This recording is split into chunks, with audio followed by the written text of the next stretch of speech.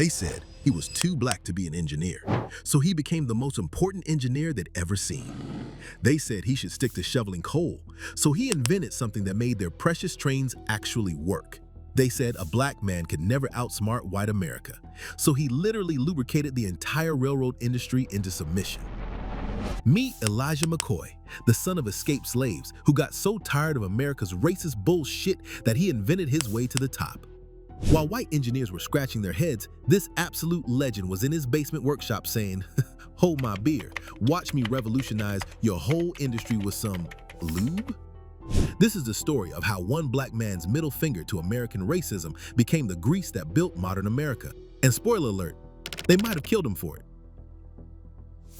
When most people think about the Underground Railroad, they picture the journey to freedom. But what happened after? In 1837, George and Mildred McCoy made it to Colchester, Ontario, after fleeing the hell of Kentucky slavery. They didn't just survive, they thrived. George built a tobacco business, and together, they raised 11 children.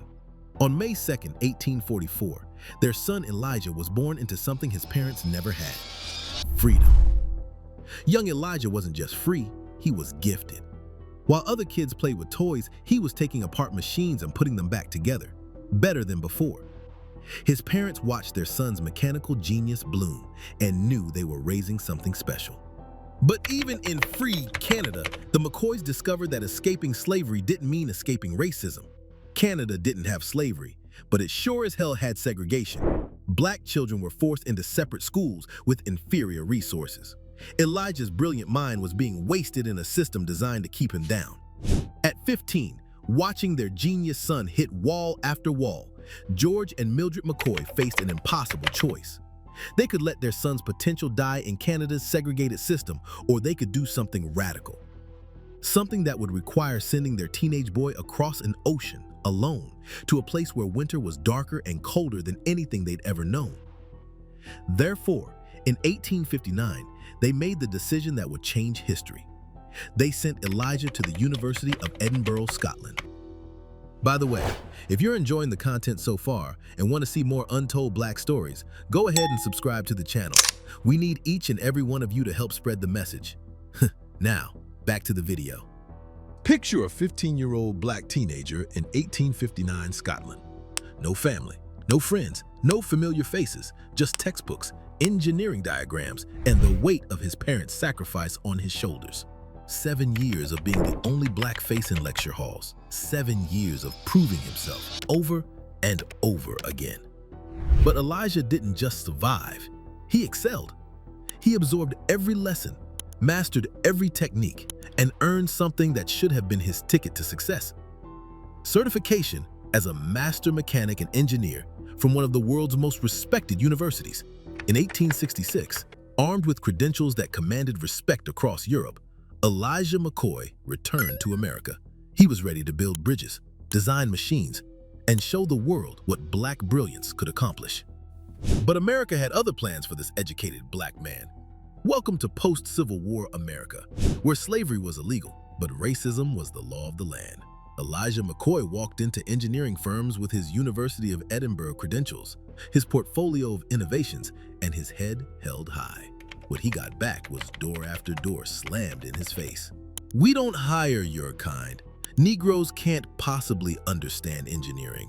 You people are better suited for manual labor." This was the voice of free America, speaking to a man more qualified than most of their white engineers. The country that had just fought a war to end slavery wasn't ready to let a black man think for a living. So what did Charles Darwin's Origin of Species have to do with Elijah McCoy's job search? White Americans twisted Darwin's work to claim black people were evolutionarily inferior, closer to apes than to white humans. The audacity. Despite his master's degree and engineering brilliance, Elijah was forced to take the only job available to a black man: shoveling coal and oiling trains for the Michigan Central Railroad. They took a master engineer and made him a glorified janitor with a shovel. Every day, Elijah McCoy's job was to stop massive locomotives so he could manually oil their moving parts, hour after hour, train after train, watching efficiency die because of outdated lubrication methods. A 2-hour journey became 4 hours, A 4-hour trip stretched to 6, all because trains had to stop every hour for manual oiling, like some giant mechanical tin man from The Wizard of Oz. For most people, this would have been soul-crushing defeat. The humiliation of serving far beneath your qualifications, day after day, would break most spirits. But Elijah McCoy wasn't most people. Instead of letting this job kill his dreams, he let it fuel his obsession. Every night after shoveling coal and oiling trains, Elijah went home to his workshop in Ypsilanti, Michigan. While other men rested, he tinkered. While others accepted this is how things are, he asked, what if things could be better? That daily dose of inefficiency he witnessed at work became his laboratory. Why should trains stop every hour? Why should passengers be delayed by primitive lubrication methods? Why should America's growing railroad industry be held back by such an obvious problem? His engineering mind wouldn't let it go. In that basement workshop, working by lamplight after exhausting days of manual labor, Elijah McCoy began designing something that would change everything. In 1872, he created his masterpiece, the automatic lubricator for steam engines. It was beautiful in its simplicity, a small device that could oil moving train parts while the train was running. No stops, no delays, no manual intervention, just continuous, efficient lubrication that kept America's trains rolling. Think about what this meant. Passenger trains that actually arrived on time, freight trains that moved goods faster across the continent, an entire industry suddenly operating at peak efficiency because one black man refused to accept, annoyed, that's just how we do things. The Patent Office granted him U.S. Patent 129,843 for improvement in lubricators for steam engines. But this wasn't just an improvement. This was a revolution disguised as a small metal device. By 1899, the Michigan Bureau of Labor reported that McCoy's lubricator was being used on nearly every railroad in North America. Elijah McCoy was famous. His name was known from coast to coast, from the United States to Canada. Railroad engineers specifically requested the real McCoy lubricator because knockoffs and imitations couldn't match his original design. That's right, the phrase, the real McCoy, might come from railroad workers, making sure they got the authentic Elijah McCoy lubricator, not some inferior copy. For the first time in his life, America was forced to acknowledge black genius. Here was a formerly enslaved family's son whose invention was literally powering American commerce. Booker T. Washington recognized him as the most prolific black inventor of his time, with patents that proved black excellence beyond any doubt. Elijah had done the impossible. He'd made himself indispensable to an industry that didn't want him. But America found ways to profit from black genius while still denying black humanity. Here's the dirty secret they don't teach you. Elijah McCoy held 57 patents, but his name appears on far fewer inventions. Why? Because being a black inventor in America meant being financially strangled until you had to sell your patents to white investors just to survive. Picture this. You create something revolutionary, but you can't get the capital to manufacture it because banks won't lend to black entrepreneurs. So you're forced to sell your patent rights to white businessmen who then make millions off your genius while your name disappears from the records. Elijah invented folding ironing boards, lawn sprinkler systems, advanced lubricating devices, innovations that improved American life daily. But many of those patents were sold out of financial desperation, meaning we'll never know the full extent of his contributions because his name was systematically erased from his own inventions. But near the end of his life, Elijah McCoy decided to fight back. In 1920, at age 76, Elijah McCoy did something that would have terrified white America. He established the Elijah McCoy Manufacturing Company. For the first time, he would manufacture and sell lubricators with his own name on them. He would control the profits, the distribution, the legacy. Think about what this represented. A black-owned manufacturing company in 1920s America, run by a man whose inventions were already powering the entire railroad industry. This wasn't just business. This was black economic power challenging white industrial dominance. The company represented everything racist America feared. A black man controlling his own genius, building generational wealth, and proving that black entrepreneurship could compete with any white-owned business. But powerful interests weren't about to let Elijah McCoy build a black industrial empire. On a day in 1922, Elijah McCoy and his wife Mary were involved in a car accident, Elijah suffered injuries he would never recover from. His manufacturing company dreams died with his health. Now let me ask you something. Who dies in a car accident in 1922?